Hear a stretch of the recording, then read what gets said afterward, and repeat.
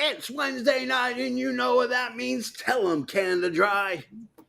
It means it's time for the most watched podcast on Wednesday nights. It's time for Dynamite After Dark. It's all about your dad. Yes, it is. Hey, hey.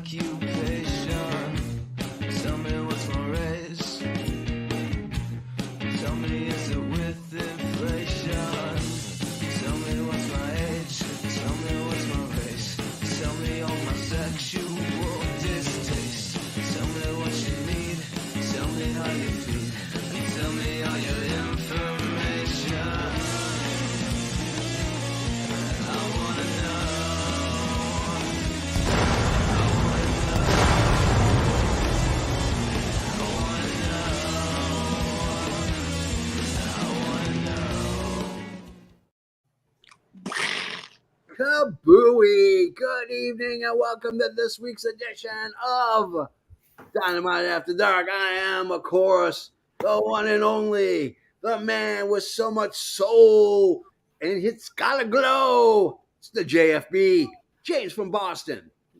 And I am, of course, the patron saint of all professional wrestling. I am that jittered up, bubbly son of a bitch. I'm Canada Dry, damn it. Oh, yeah. And, of course, we're a foursome. We're like the Four Horsemen. We are joined by the author. The author. JJ Styles, say hey. It's like, I know the first question you probably have. Why'd you pick this one of all times? Yeah, well, I'm going to tell you guys. It's because I just became the head writer of a wrestling site. Can't tell you which one just yet. Okay. But I can say it has over 100,000 social media followers. So I'm in there. But you know what else? Yeah. I think that like for the rest of the week, I'm just going to randomly do Daniel Garcia's dance. I'm just going to break out into it. Like when we talk about something great. Yep. Just don't do it at your day job. It might get you in a little bit of trouble. You know what's crazy? At my day job, I could do it. Yes, because I have soul. Yes, he does. Yep. As soon as I tell people I know JFB, they just let me get away with everything. And, of course, we are joined by the magnificent fourth. It's the man right below me, GM Joe. Golden Graham, say hello. Hey, what's up, guys? How we doing tonight? We're doing good. Before we get started, I want to congratulate everyone that won an Effie Award. For those who don't know, we run a prediction site. It's the number one prediction league in all the prediction leagues on Facebook, according to Prediction Monthly. So everybody that won, congratulations. However, the JFB, two-time winner, promo giver of the year, did not win this year. Wasn't even nominated. Didn't even make it into the top three. You were nominated. I got nominated, yeah, but season 4, I'm bringing it because there's a whole landscape of competition. The JFB has got to. He's got. You know what the problem? The problem is it wasn't voted on by talent. It was voted on by quantity. Yeah. And JFB slacked a little bit in season 3. There's a lot of stuff and shenanigans. But no, like. Okay, me and you have been killing it with promos for like 3 years. They're like, we want to see someone else. Yeah, that's all it is. Yeah, I mean that the gold, silver, and bronze were very impressive. They did an amazing job this year. So congratulations, everybody in AFW with the Effies. Congratulations. And now we start with the AD, and that means we start with a match, and we get the hometown hero. The boy born in Cincinnati and your international champion, Jon Moxley, going against Big Bill, coming out with Ricky Starks. Here's some of my notes. What a homecoming pop. Yeah. Jon Moxley. I mean, you go wrestling in your hometown, you surely got to get a pop. Oh, yeah. originally I was not expecting this to last very long. I was expecting this to end pretty damn quick. But Bill got in a lot. Big Bill looked like a big $1 billion. That guy looked so freaking good. He manhandled the hell out of Mox pretty much from start to finish. Starks got in a couple of cheap shots, and then holy cow, who would have ever have predicted that Jon Moxley would bleed on Dynamite? No one saw it coming. I was shocked. I was flabbergasted. I was gobsmacked. I was just flabbergasted. I could not believe it.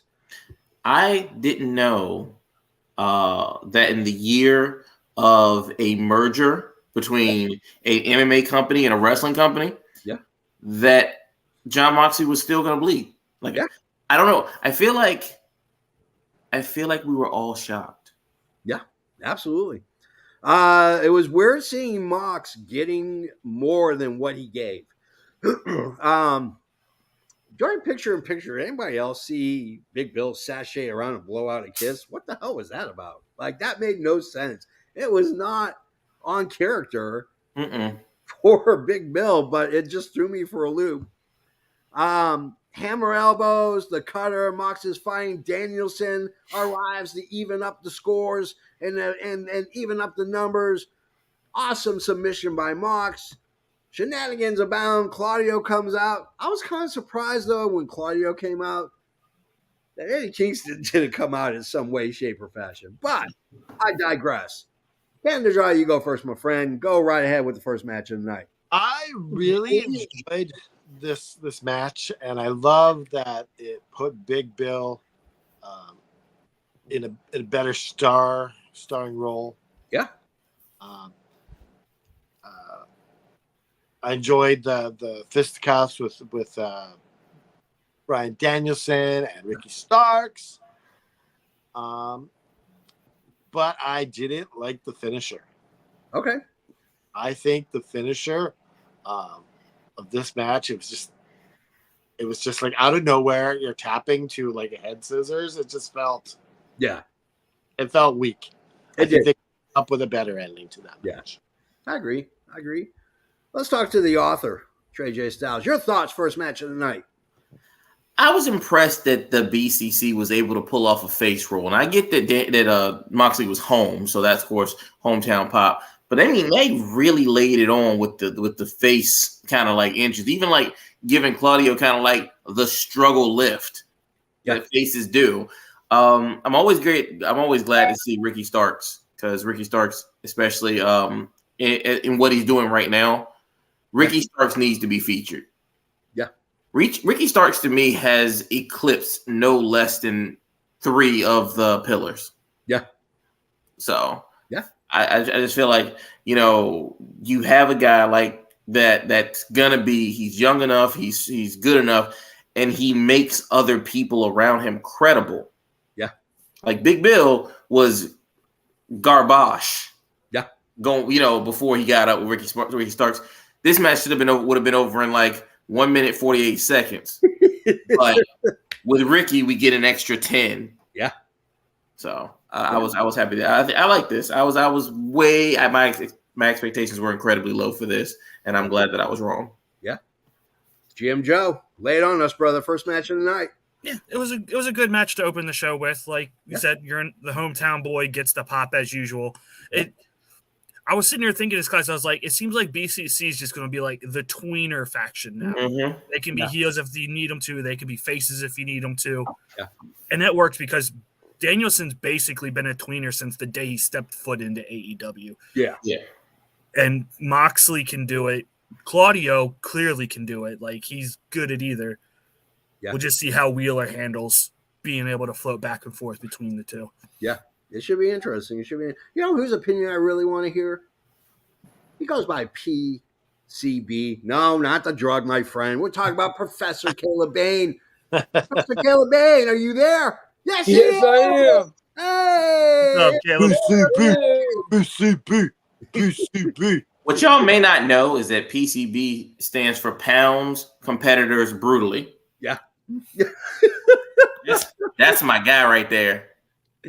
That's my guy. You know what? If there was anybody who I can honestly say has a part of my heart forever, it's Caleb. Oh, well, did you, Brian? Caleb, you are the freaking best. What were your thoughts on the first match and the opening match of the night? I think some notes about tonight's show. Don Moxley deserves to win this one. People is really big guy. This finisher needs more moment. Yeah. It's like a hook swim or a big boot will take Dynamite by storm. Yeah. It was a great freaking match. It was a great freaking match. Caleb, thanks for joining us. We're gonna let you go backstage again. We're gonna keep on going with the show. Caleb, before you go, yeah. Can you just for me? Yes, sir. So do this. Ho! Homies! We love you, Caleb. Talk to you later, Caleb. See you later, buddy. See ya. All right, let's get to we get a backstage segment really quickly with Renee. I don't want to spend a lot of time on it. The Kingdom are there. Roddy Strong, Matt Taven, Mike Kanellis. Here comes Adam Cole trying to talk Roddy out of the match. Dude, he's going to kill you. He's going to break your freaking neck. But the Kingdom has his back. We go to an all-in recap. And they're showing Takeshita with the pin on Omega at All In, and then the win at All Out, which really brings it to a crescendo, because we know we're gonna see who Takeshita's next opponent is. And then Shivani comes out. Now, Shivani starts getting heartburn the second he says, "Here's Don Callis." He looks like he's getting ready to just vomit. It is pure, unadulterated gold. Here comes Uncle Don, walking around with Japanese shaft, tells fans to respect him. Top guys make you the ace, which kind of threw me for a loop, because I thought maybe it was going to be Takeshita versus the ace, Tanahashi. But Takeshita is now only to be known as the Alpha. So, what really hit me well was Callis saying empathy is weakness for him. Thought that was brilliant. We broke Kenny's back, and now we're going to break Kenny's heart. And they reveal the next opponent. And if you watch and listen to this show, last week I said, who do you guys think is going to be the next target? And the JFB said, Kota Ibushi.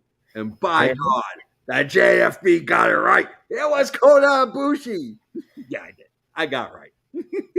That is right. The next target is Kota Ibushi. And he calls Omega a cuck. Which I thought was just brilliant. And then he sticks the screwdriver right into the picture of Kota Ibushi's face. Who might not know. Yes. Up there in TV land. Yep. What is cuck? So cock. As a cockhold. So it's Shakespearean. Don't want to get too deep into it because it could get kind of graphic, but it's just kind of a guy who sits to the side while something else happens. Oh my. A cuckold is a bird that kicks that basically kills the daddy bird and then takes over his family. So Christian Cage. Yeah. There you go. Christian Cage, for sure. Yep. The author, Trey J. Styles, lay it on me, man. What did you think about this segment with Shivani and Callis? Callis can't do any right, which is the best thing about his character. Like, this man could cure cancer. Yeah. And be like, I'm going to cure cancer for everybody but Kenny Omega.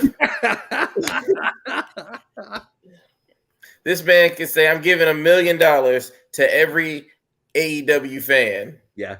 And every AEW wrestler, except Kenny Omega.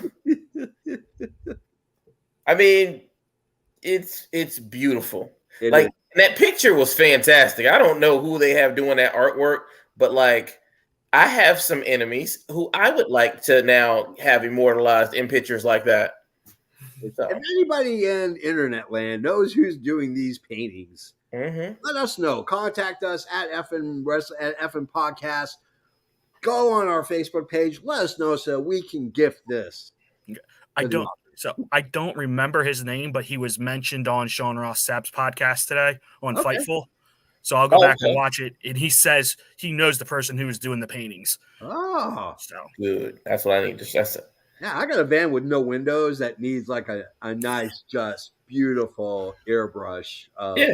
Don Callis and Takeshita like sticking a sword through somebody's head. That sounds exactly. GM Joe, your thoughts on this segment? I love the wordplay of Alpha and Omega. First off, like just literally one's thinking one's more superior, beginning, end. It's all going to come full circle. Yeah, very much like Jericho's run. Yeah. Yeah, when Jericho was going against Omega. Yeah, absolutely. And love the painting. Like whoever it is, we'll have to find out his name. He does amazing work. Oh yeah, I mean, I'm telling you, this is top notch guy right here. Canada Dry. My God, what are your thoughts? My God. Yeah, you can't go wrong when you got Don Callis in the ring. It was a great segment, and he's almost becoming the Paul Heyman of AEW. Yeah, like that is such a huge role. Yeah, to like, and I'm not far off comparing him. Like a couple of years ago, if I would have done that, people would be like, "Shh, you shut your mouth, Canada Dry." But I'm not far off in this comparison right now. I mean, I can't disagree. You hit the nail right on the freaking head. He is very much a modern day version. I mean, I think he's out Paul Heyman. I think he's out Pauling Paul Heyman. I think he's doing a better job at being Paul Heyman than Paul Heyman is. So one of the things you got to give AEW credit for is that they have a lot of managers, but each manager is very distinct. Like Prince Nana is very different than Jack Jameson. Jack Jameson is very different than Don Callis, and so on and so forth. Like there are some strong differences in that area. He's the worst of them all. He definitely is. Who'd you say?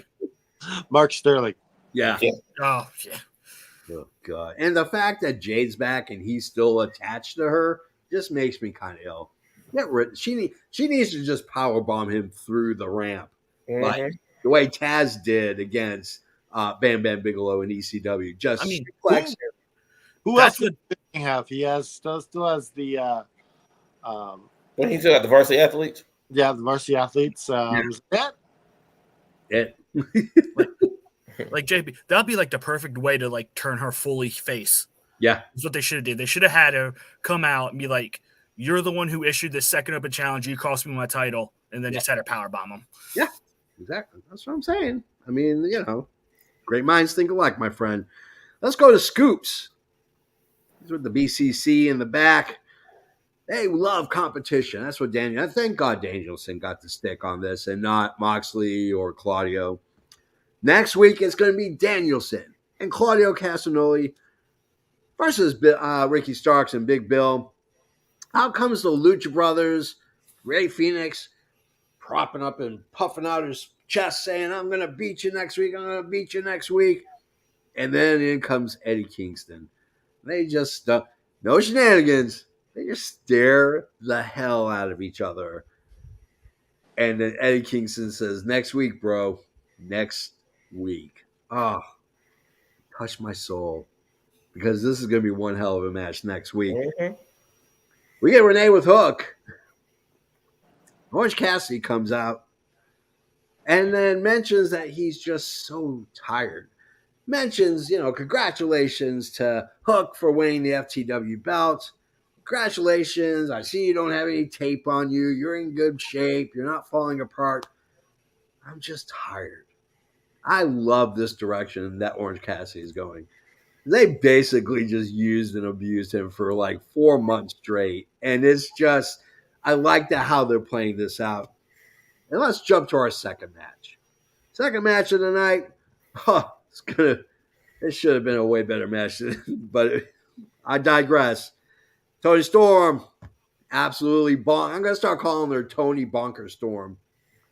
Versus Sheeta, versus Nyla Rose, versus Britt Baker. Here are some of my notes. Toni Storm just looks absolutely bonkers. I love the character. I like the direction they're taking her.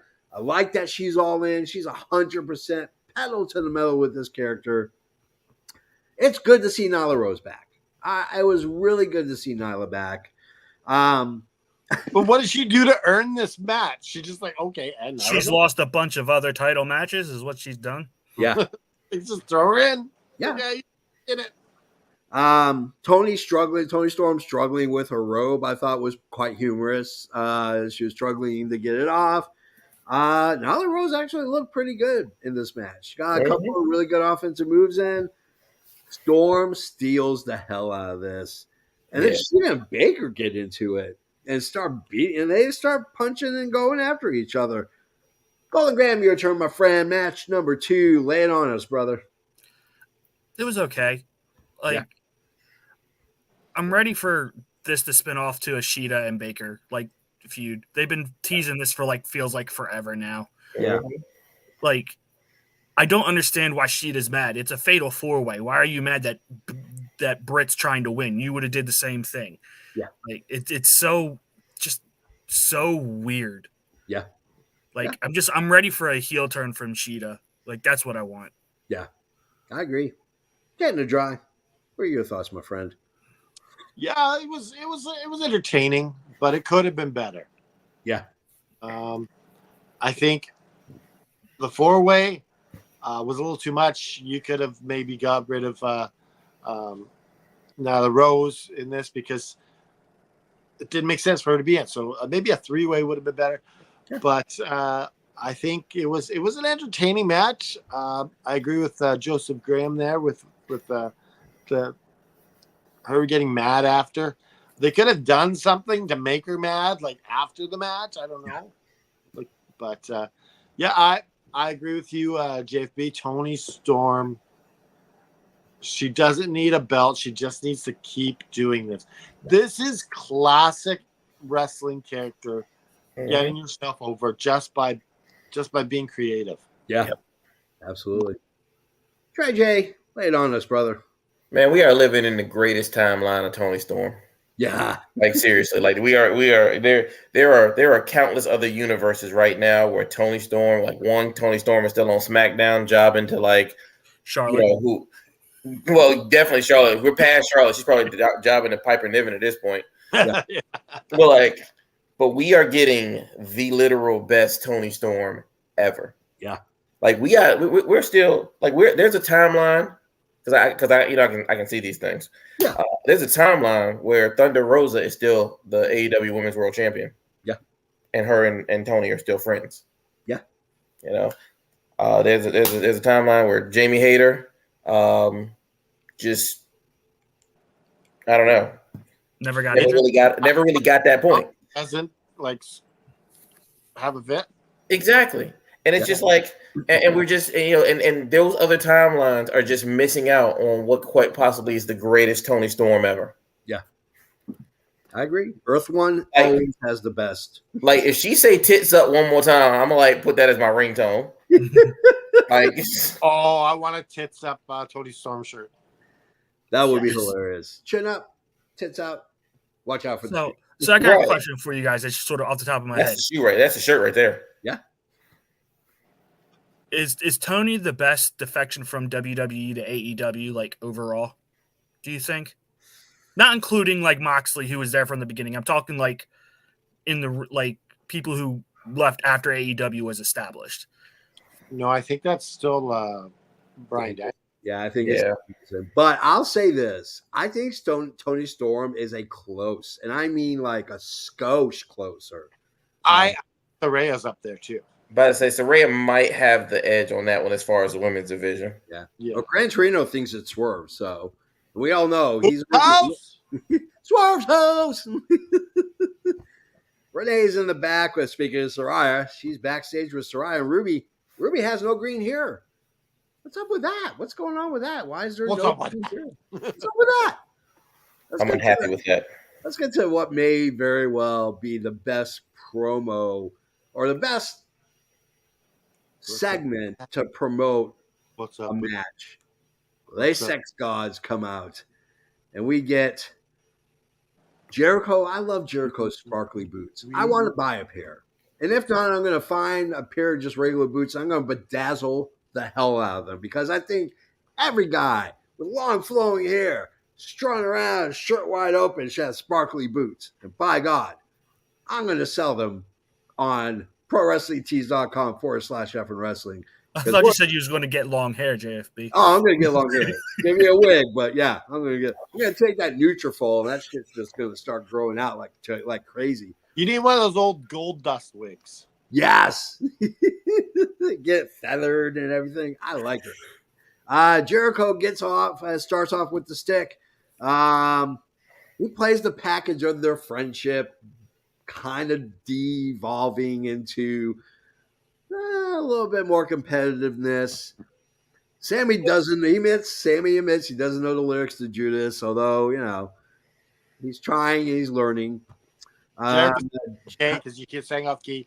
I thought Sammy was going to say you did too at Wembley. That would have been perfect. That would have been opportunistic, but it wasn't. So Jericho reminisces. He's really proud of Sammy. Starts to be very much a love fest. Sammy isn't going to be his sidekick any longer. And if you have to do it alone if you want to level up. That's what Jericho is telling him. You, Garcia, you guys have to do it by yourselves without Jericho if you want to get to the next level. And then they get nose to nose. Canada, draw your thoughts on the Sex Gods segment. I absolutely love this segment. I love that package video too. Like that was good. Them loving on each other. Yeah. And then the falling out with the pushing and stuff. Yeah. It's kind of gives you that like last sort of run of the Sex Gods. I don't know if they'll be around after that match next week. Yeah. Like they talk about a tag team run. I don't think there will be. I think this is the swan song with Jericho and Sammy. But it was a good segment. I enjoyed the back and forth, the camaraderie, and then the viciousness, pulling each other in after. Like you better step up because I'm bringing my best. Yeah, I thought it was perfect. The author, lay it on us, brother. Tell us what you thought. I really felt a little ripped off actually by this segment. I'm not going to even get to my main disappointment. I'm going to get to my first one. I feel like that this whole thing ripped off me and Canada Dry's first feud. Because we were like, I respect you. I respect you. You're such a great guy. You're such a great guy. You better bring that shit though. Like, you know, like that was how our back and forth was. Yeah. And I was just like, yep. And I was just like, man. Watching. You. But like they're waiting now. They're like waiting and getting the classic stuff and then like trying to reuse it. Yeah. But did you see WWE? They stole The Last Assassin. Yes, I did see that. They stole it from us. Mm-hmm. Can't believe it. Nama Burns, what are we gonna do, Nama Burns? The thing that really got me though about this promo though was like when Sammy Guevara said that he doesn't know the words, still doesn't know the words to Judas. It's like, okay, look, buddy. I understand you trying to make a point. That wasn't the point to make. That was a bad flex. Yeah. Like if you don't know the thing that everybody chants, that just means you don't care. Yeah. Like not about wrestling, about life. Yeah. Okay. Now Judas has been in multiple TV shows now, has actively been played in a movie, and like, you know, this is bad. This is bad. If you don't know the words, pretend you do. Yeah, that's not something that you say in public. Yeah. Like if I didn't know the words, y'all would never know it. Yeah. Nope. Take it in my grave. Yeah. Take it. But then again, Sammy Guevara does have a history of just being an F up. So it's I guess that goes along. Yeah. Golden Graham, your thoughts, my friend? This was my favorite thing on the show tonight. Okay. I loved it. Spoiler. Okay, you give us a spoiler for the end. I don't know. Did you see that? Yeah, you'll be fine. I promise. It's okay. But yeah, like I said, I love the video package. I love it's nice that this didn't devolve into what it's been the last couple of weeks, where they really started like just being complete assholes to each other. Yeah. So, yeah, I look forward to next week. I think it's going to be a great match because Jericho, when he's motivated, can still go. Yeah. So, yeah. And I feel like he's going to be motivated to put over to at least get Sammy over. Yeah. I don't see though. I mean, and maybe I'm wrong. I can't visualize Sammy Guevara being a money making draw. I can see people wanting to see his matches every so. I can't see him being that guy that draws money though. Yeah. Like I can't see him being main event. I can't really see him being the guy that sells T-shirts. Really, like who's going to wear a Sammy Guevara shirt? Yeah. Nobody. Sam. Not under the current Sammy. No, this is what you do: is Tay has the baby and he goes away for a good 6 to 8 months. Yeah. Mm-hmm. Come back with a brand new image, new character. Yeah. Yeah. Sammy, is he gonna put on 25 pounds? I mean, no, I'm serious. Like right now, like I'm afraid every time he jumps from the top rope, the wind's gonna take him. Yeah. Yeah. He can't wrestle in outdoor stadiums. Sammy, as he is not getting past mid card. I don't see it. I don't see him being anything more than maybe upper mid card, and that's about it. Yeah. Yes. I mean, this is a guy that's isn't he a 3-time TNT champion? Yep. And like nobody cares about that. I mean, granted, that belt is, but nobody cares the fact like his accomplishments in AEW aren't even really recognized. Yeah. Yeah. I agree. Renee's in the back. Renee's in the back with MJF. From last week, MJF with an ice pack and the kinesiology tape on him.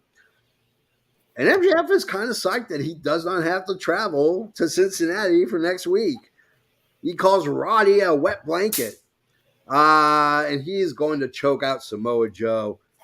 And then he starts going through what I like to think of as Scott Steiner math. But the way he calculated, reminiscent, made me remember a certain someone that's amongst our group that is a human calculator. That guy was pulling out some Trey J Styles. See, ripping us off again. I'm telling you, thank God we're not litigious, which we should be, but we're not. We'll let you slide away with this one, MJF. Dan the Dry, what did you think about this little segment, this little promo? I really enjoyed the I'm a genetic freak, but he puts a twist on it so the math actually makes sense because he's like, I'm not going to be dumb like Scott. It was this little segment was fun. Yeah, absolutely. Trey J, your thoughts? Yeah, it was a fun segment.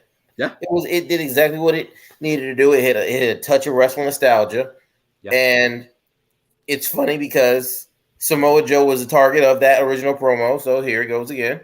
Yeah, but it also, I don't know. I think it wasn't the right time for it yet. I don't think.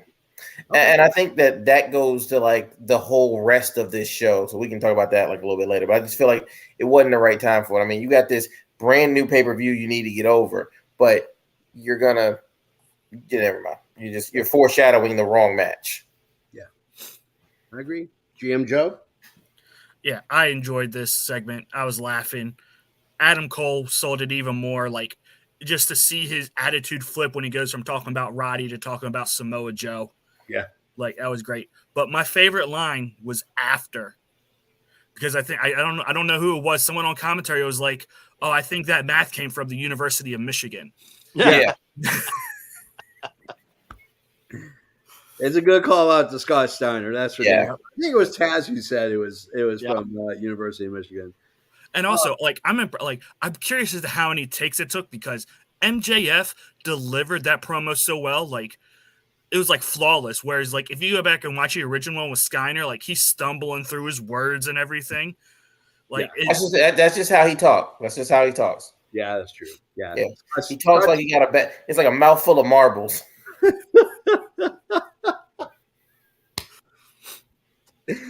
Oh, Scott Steiner. There's no helping that man. That is for sure. That's holla. Yeah.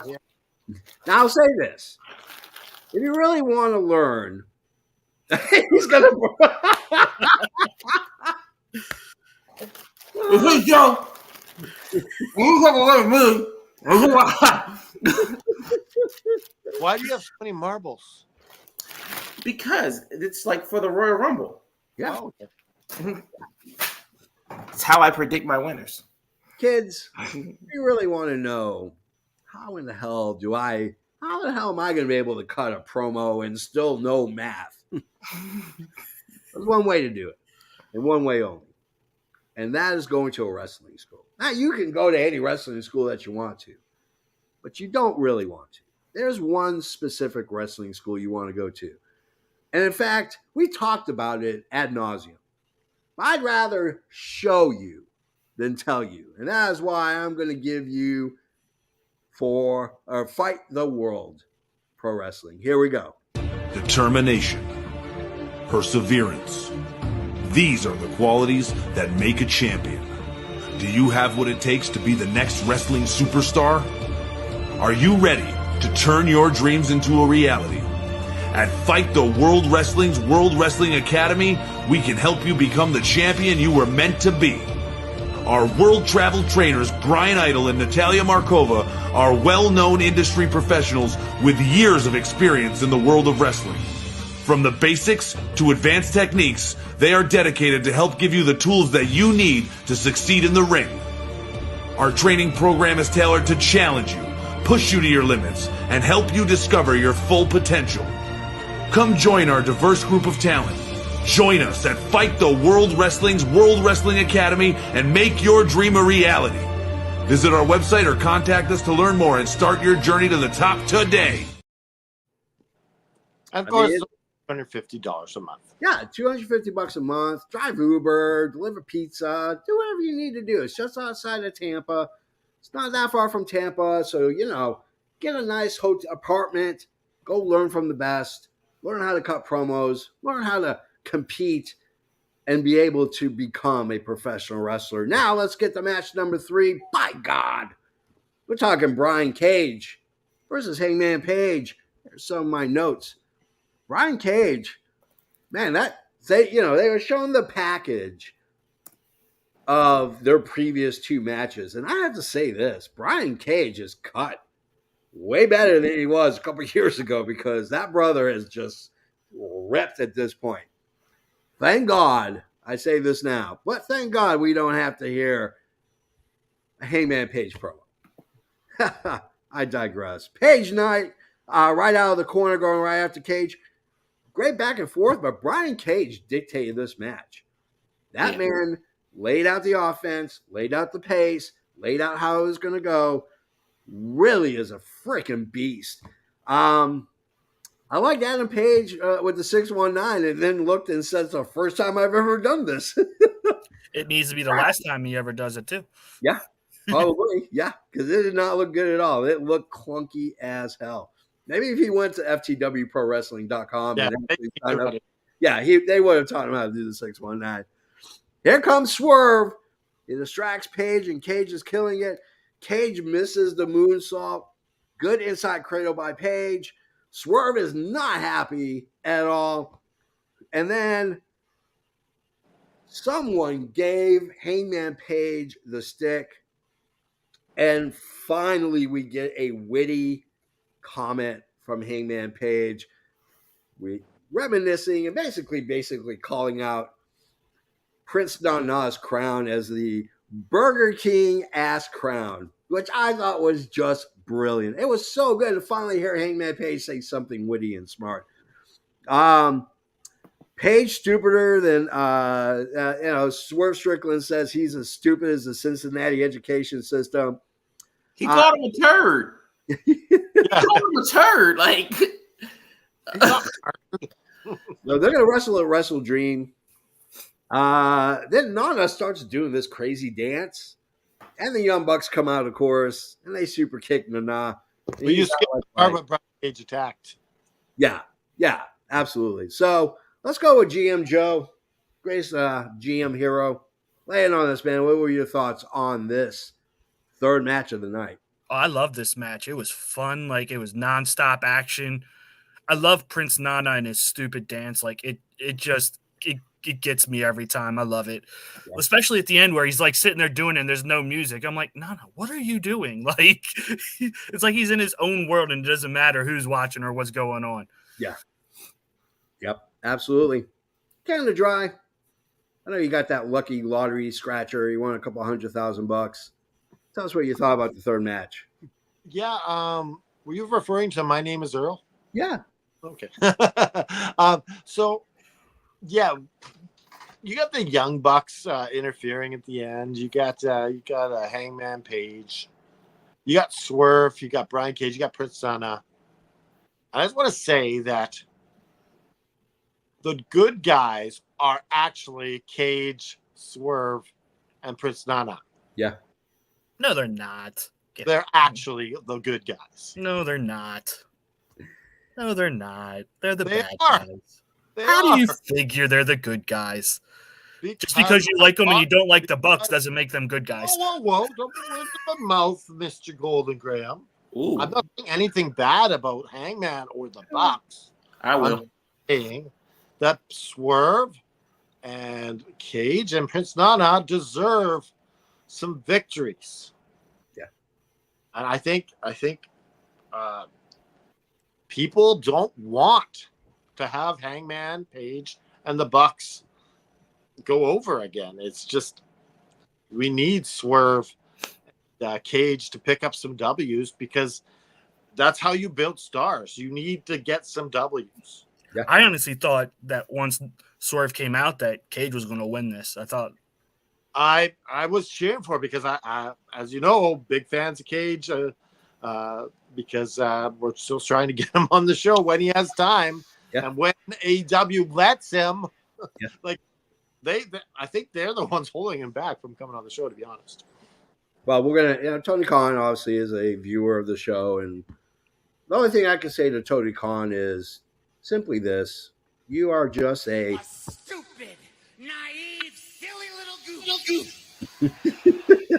Let him on the show, damn it! Let him on the show. Trey J Styles, third match of the night. Your thoughts? Yeah, I'm at the point now that Hangman Page got to start wearing a waist trainer to the match, or elsewise this ain't working, man. I mean, that man was hanging out outside of his gear. Yeah, he was there. He was doing his stuff. Yeah, but I don't know. I enjoy, like I told you before with the managers. I enjoy Prince Grandmother.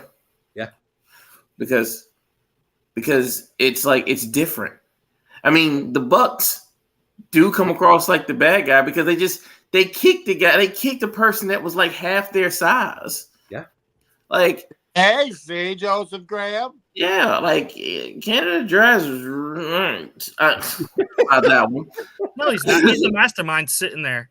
He's the manager behind the guys who are sitting there doing all the bad stuff. So he deserved to get kicked. It's okay. Yeah, and it's just bad because bystander. Come on. You know, let's be real. Like, you don't know the history of Prince Nana to say he's an innocent bystander, sir. No, I wouldn't say that. I'm just saying. Well, you know, some bully stuff going on there. Here for Mr. Perfect back there, even though he's a bad guy. What was that? He wants to know if you like Mr. Perfect back in the day. Yeah, and then this is when we got to remind everybody that Joseph Graham is actually only 27 years old. I am. I'm 39, 38. I'm 30. So you were in the perfect era. Yeah, like when I was younger, no, I hated him. But looking back, loved Mr. Perfect, even though he's a bad guy. You couldn't help but love Mr. Perfect. Yeah. Well, that's why I hate him, because I saw him doing all that stuff in sports that I couldn't do as a short little white kid. Okay. Jeff, did you love Mr. Perfect? Love Mr. Perfect. Probably one of my top 10 favorite wrestlers of all time. No, when at the time did you love him though? Oh yeah, absolutely, yeah. When he used to spit out the gum and smack it away. Oh yeah. I will admit, I used to try and do that. I used to do that all the time. I used to try to do that all the time. Yep. Oh yeah. Arthur loved him. Yeah. Oh, man. We'll get Renee with the dancing machine. Daniel Garcia. Yep, there we go. Daniel Garcia oh God. Uncle Don comes in and interrupts. Garcia starts dancing, and Callis, with the biggest, goofiest smile on his face, says, "It's money. That's money right there." I thought he was gonna diss it, but he's like, he's trying to form a collaborative, if you will, like a collection of various wrestlers to come wrestle for him. I would love to see Garcia with Don Callis. I think it would be interesting. I wouldn't object to that. I think Don Callis would be a good direction for Daniel Garcia. Yeah. So we have a video recap of Jade coming back. We have a match on Friday. It's going to be Statlander versus Jade. It's going to be a tough one to predict, but I think Statlander will take it. Let's get to our fourth match, or what I like to call, was this booked? We get Nick Wayne, we get Darby Allin, and it's going to be Cool Hand Ange and Daddy Magic Matt Menard. Here are some of my notes. Why is this a match? It's good to see Menard has not stroked out, although his eyes were particularly buggy this time around. It literally looked like he was going to pass out on the ramp. Here comes Christian. He comes with Luchasaurus. They were working over Nick Wayne, and I mean they controlled this match as long as Nick Wayne was in the ring. Hager interferes. Still abusing Nick Wayne in the picture-in-picture. Nick Wayne needs to be booked better. You can't book this kid as a rag doll that just gets beaten up and tossed around and happens to get a win because Darby Allin gets the pin. You can't do that anymore. You got to give this kid some legitimate wins, and because this kid is the future of wrestling, and you guys Tony Khan and AEW treating him like he's some kind of just sucker, and it's wrong. Darby gets the win. They're trying to make him into Action Andretti. Yes, thank you. Nick Cage comes out. So not Nick Cage. Christian Cage comes with the mic. My God, it's been a long time. That guy came out, we would have had a serious problem. Anybody want the pizza? It'd have been nothing but cheese graters and hepatitis. Yeah. Christian Cage comes out with the mic. Christian Cage comes out with the mic, tells the fans to shut up and sit down and respect him. Makes mention about the Cleveland Browns tacking on double-digit win against the Cincinnati Bengals. Nick Cage. Christian Cage is obsessed with Nick Wayne's mom. She needs more bikini pics on her Instagram page. It is absolutely just brilliant. I love this creepiness of Christian Cage. Next week, we get Darby Allin and Sting versus Luchasaurus and Christian Cage. Canada Dry, thoughts on the fourth match of the night? I'm so happy for Nick Wayne. He's got his second win in AEW. The other thing is, why is Jericho Appreciation Society still together? Yeah. You got the whole society is there at ringside with them, except Sammy and Daniel Garcia. But does this mean that they might get back together? Hard to say. In a different direction with it. Yeah. So I don't know, because they need to separate if they can't be together. Yeah. Doesn't make any sense. But yeah, I enjoyed that last finisher by Sammy and Darby. Yeah. That was a great way to end the match. Yeah. That was my favorite ending of the match of the whole night. Yeah. I thought just in sync like that. Probably one of my favorites of all time, actually, because it's just a good feeling. Yeah. Okay. Oh, yeah. And Christian afterwards. Oh, my goodness. Yeah. He is next level. with this creepy dad sort of thing. It was awesome. I just love it. He's just like, I slid into your mom's DMs last night and gave her some suggestions for some Instagram posts. It's just a special request. Yeah, it's just pure freaking gold. Trey J Styles, lay it on us, brother. 4th match of the night. I didn't care about this match at all. Like, I don't even know how to even. It's like I didn't care about this match until Christian got on commentary, and then everything took up. Like I don't like the way they booked Nick Wayne because his finisher means nothing now. Yeah, the Wayne's World. He'll hit the Wayne's World as a like opening top rope move, and it's just like it's too early to devalue somebody's finisher like this. Yeah, I don't know. It's just Nick Wayne is fast becoming not special. Yeah, I disagree. I feel like he's so over even without any wins. Yeah, but at some point, being over, you need to start getting some wins. You need Like he picked up a win tonight. They needed to get him a W. Yeah. That's why this match even happened, because they needed to get him a W. Yeah. But it's also like he's crutching way too early. And we all felt like, I think all of us at some point in time felt like all the original pillars were crutched. Yeah. And to see them kind of making that same mistake again is really like Nick Wayne's the guy that should join the Don Callis family. Yeah. That's what we need to see. Yeah. Do you guys realize that Sting is 19-0 in AEW? Sting doesn't lose. No. Well, he also doesn't sell, so he's got that going for him. In fairness, let's be honest, JFB, Sting never really sold. He never really sold. So Sting got jumped by the NWO and then stood up and pointed a bat at all of them. Yeah. Well, to be fair, it was the NWO B squad. Yeah. Yeah, but I mean, it was just there were some heavy hitters on that B squad. Kurt Hennig was in that B squad. He shouldn't have been. But it's a mess. I don't know. I don't want Nick Wayne to become just another guy. Yeah, I agree. Golden Graham, your thoughts? 4th match of the night, my friend. Yeah, the match was the match. I just want to say, it feels like they're going the way of Takeshita with Nick Wayne. Yeah, I think they're going to turn him heel, which I think is the dumbest thing they can do. They need to stop trying to turn everybody heel. Yeah, because that's what WWE does. Mm-hmm. Makes everyone who the fans want to cheer more with a heel character than you I understand that, but at some point, like, you can't just have all heels. You got to have some baby faces. Some I think I agree with you. It is way too soon to turn him heel, though. And I think we're getting it next week. Yeah, or not next week. It's the lead up to that. Yeah. Or at Wrestle Dream or something. Yeah. But I think that's the dumbest thing they could do. Yeah. Personally. I agree. I concur. So let's get to our we got a recap of how we got to the main event. Trey J I don't know what the heck happened, brother. You just kind of disappeared.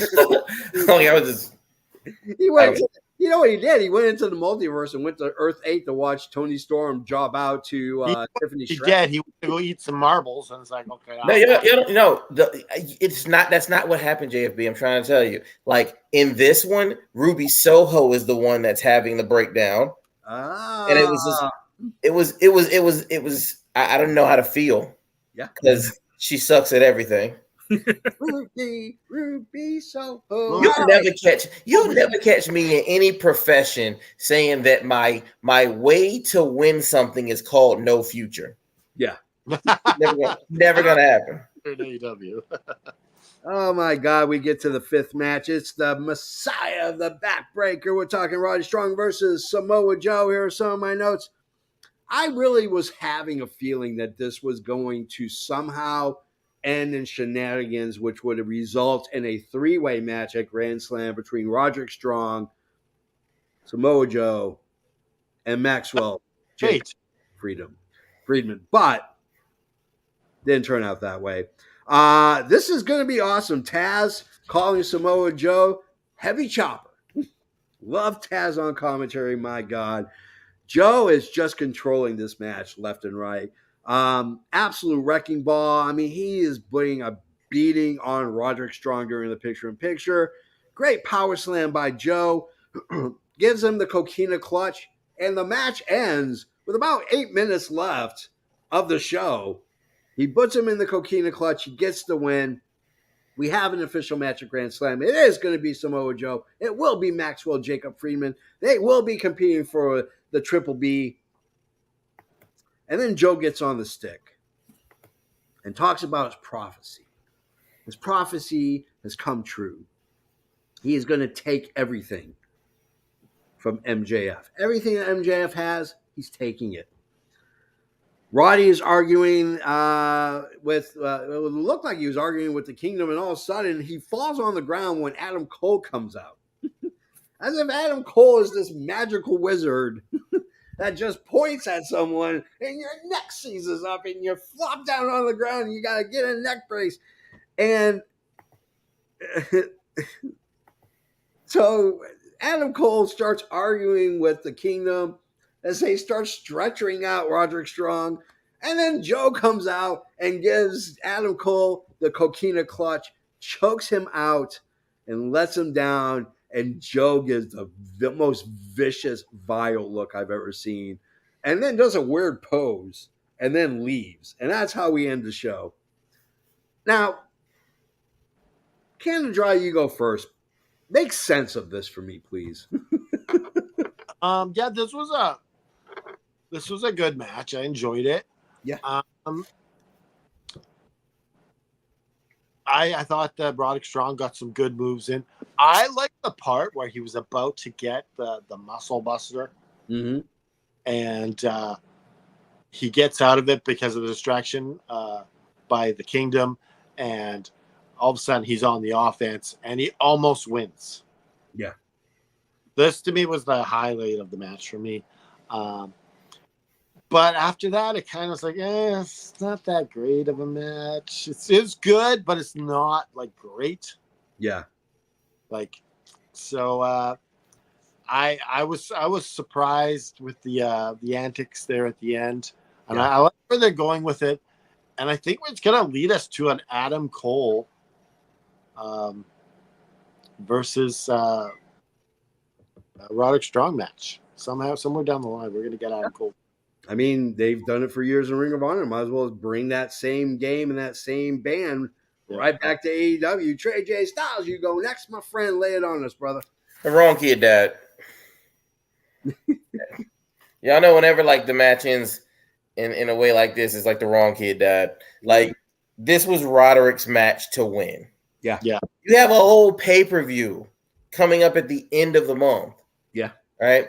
That would have been your thing where after the match, Joe's like, this ain't over, MJF, I'm still coming for you. And he chokes out Adam Cole. And he chokes out this person. And he like goes to, Mama Freeman's house and like bangs on the door and chokes out Daddy Freeman. And, and maybe we don't get the match at Wrestle Dream because it's only 10 days. Yeah. But I'm pretty sure Full Gear is coming up. Like that's when you do Joe, not a Grand Slam. It's like that was a little anticlimactic to me. Yeah. Like I don't know if Tony Khan has convinced himself that we don't mind seeing we'll pay for the second match. Yeah. If you give us the first one for free. Yeah. And it's just I understand trying to make Grand Slam a big deal. Yeah. But it ain't money. Yeah. Absolutely. G and Joe, hit us with it, brother. I don't know if I've ever used this adjective before, but I was highly disappointed in this match. Yeah. I hate the fact that it ended with 8 minutes still on the air. I hated the stupid stretcher job. I feel like they could have just taken that time to give it to the match. Yeah. Absolutely. That's all I got. Like I was absolutely disappointed by how this match ended. Yeah.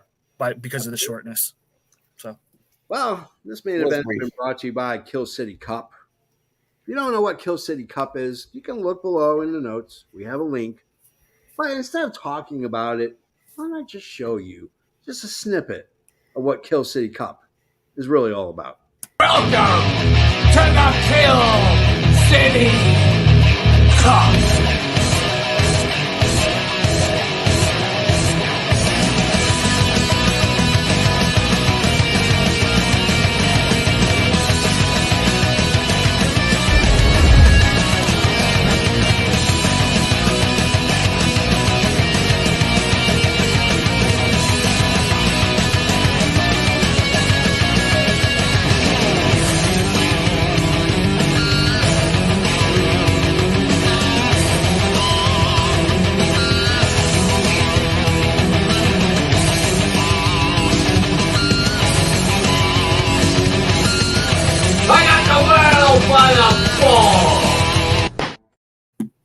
Oh, man. I got the world by the balls. We're talking Saw meets professional wrestling. They meet, they go on a few dates, little hanky-panky, accidental accident. That's Kill City Cup. That's the best way to describe it. It is just mirth and mayhem.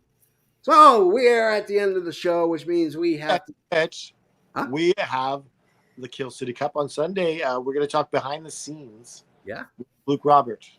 Awesome. Luke is awesome. I love Luke Roberts. That guy just freaking rocks. So we're at the point where we talk about, well, we give flowers to our favorite match. We give flowers to our favorite segment. And we give a beautiful ranking, number of bells, in which then our human calculator, not MJF, Trey J Styles, will give us the cumulative score. Ken the Drama Friend, you go first. Lay it on me, brother. All right, my favorite segment of tonight's show, I'm going with Jericho and Sammy Guevara. Okay. My favorite match of the night, I'm going with Brian Cage and Hangman Adam Page. And my score for this show is 3.75. Okay. I think you're doing this just to start, just to see I how. think he just wants to test. He just wants to test my gangster. Oh, I know math you gangster. got math down. You've already calculated it. You did another Earth too. What you don't know is while he was out, he went into the future and he already knows all of our grades. Yeah, exactly. But he's not even a good mathematician. He just goes to the future and figures out what the score was and comes back. Yeah. It works. Trey J, give it to us, bro. So I'm gonna be honest. I'm gonna have to say that under some protesting, Jon Moxley versus Big Bill was my favorite match of the night. Yeah, it was a solid match. I like the fact that Danielson came down. I like the fact that Ricky Starks came down. I like the fact that BCC kind of played the face role here. Yeah. My favorite segment though was Don Callis in that painting of like Takeshita about to kill Kota Ibushi. Like you can't make this stuff up. Yeah. If I told somebody about this, imagine going to work tomorrow. Except you, JFB, because you're still on strike. But, but like, imagine going to work tomorrow and having to describe that scene to somebody. Yeah, it's like that it will leave me speechless. Yeah, absolutely. This show did have some things that I was not quite as happy with. Yeah. So for that reason, the show as a whole does get a 3 from me. So, okay. But. Golden Graham, bring it home, brother. You gotta get some hard grades. You see, look at that face. No, I already told you. My favorite segment is Jericho, because that was my favorite thing of the night. My favorite match is Page and Cage. I'm giving it 3.5. Like, okay. Other than the main event being short, like I didn't really hate everything. Is just, I think for the last like 2 months, we've just had this run of like big show build, big show build, big show build. It just and it's hard to keep that momentum. Yeah, but I feel like they did a pretty good job of selling me for a free show next week. Yeah, that show's gonna get high grade. I'm pretty. Yeah. So my favorite segment of the night was Don Callis. I thought anytime that Don Callis gets on the mic in the ring with an easel and a picture, it's just going to be magical. I hope it keeps happening. My favorite match of the night was Jon Moxley versus Big Bill. I mean, I didn't like the end. I thought it was a weak ending, but it was a great match because he made a guy who really hasn't looked that great in a while look like $1 billion. I like how we got both one with the two big guys. Yeah. Yeah, absolutely. My grade, though, I'm telling you, you're going into Grand Slam. There was tremendous amount of hype. I really wanted to give this like a really low score, but there was, as we were talking, I got to change of heart. My heart grew 3 sizes big.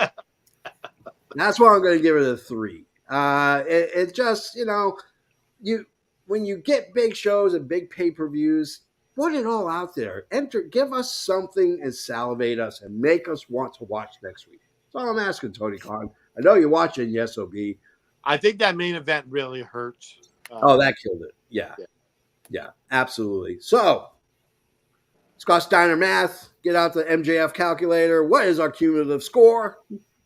So our cumulative score this time is a total of 3.5/16. Okay. See? So, yeah, I decided to go with the fractional math this time. Yeah. Like it was real close. I was like, you know what would be funny? What if I say that this match gets 53/16? Yeah. Go back and be like, wait a minute, carry the 1, square root that. But yeah, on the serious note though, this is definitely not our worst. No, it definitely is not. If you were coming out with a 53/16, 53/60, I would have just given you whole numbers from here on out. You would have gotten no half points from that. All right, guys, that was the end of the show, man. It is always entertaining. It's always wonderful to be able to share this with you guys. How do you support us? We got tiers on YouTube, 5, 10, 15, 20, yada, yada, yada. You sign up, it comes out of your pay, it comes out of your bank account monthly.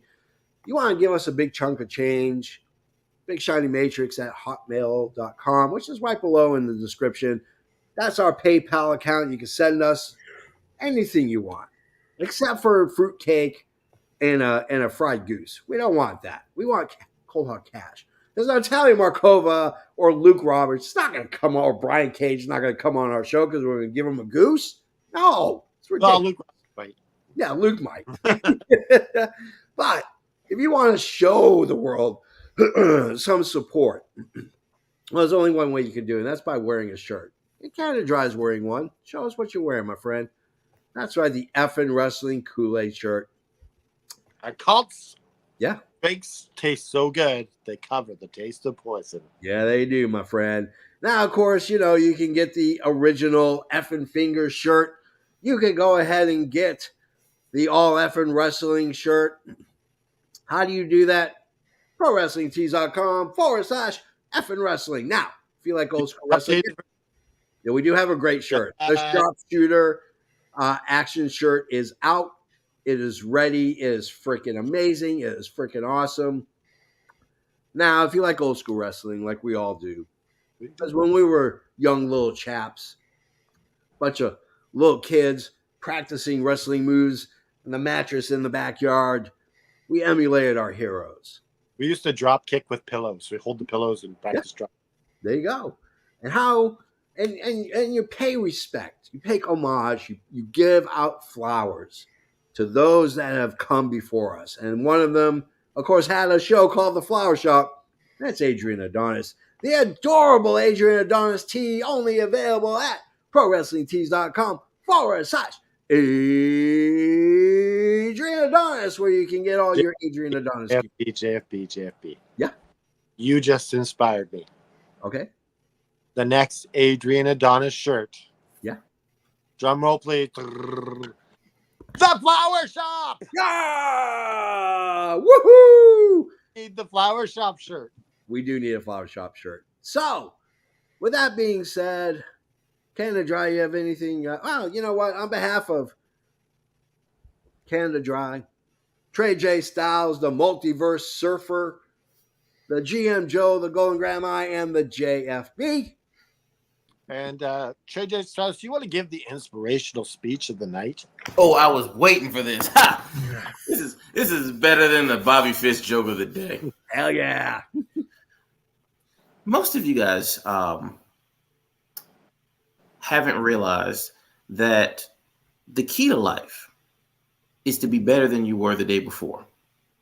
Read a new book, take a walk, try a new food, watch that TV show that you started. Somebody's watching. It needs to be you.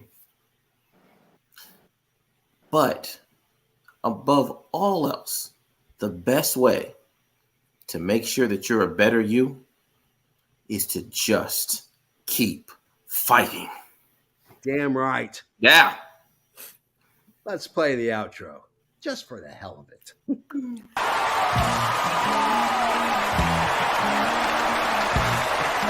This has been an effing worldwide media production.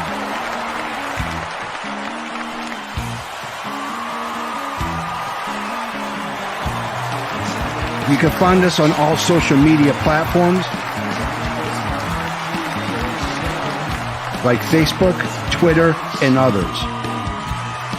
Head over to our YouTube channel at youtube.com/effing wrestling. And while you're there, click like and subscribe. Want some swag? Head to our store at prowrestlingtees.com/effing wrestling. You can find all these links and much more at our awesome website, effingwrestling.com. As the JFB always says, you can book it. Game is it?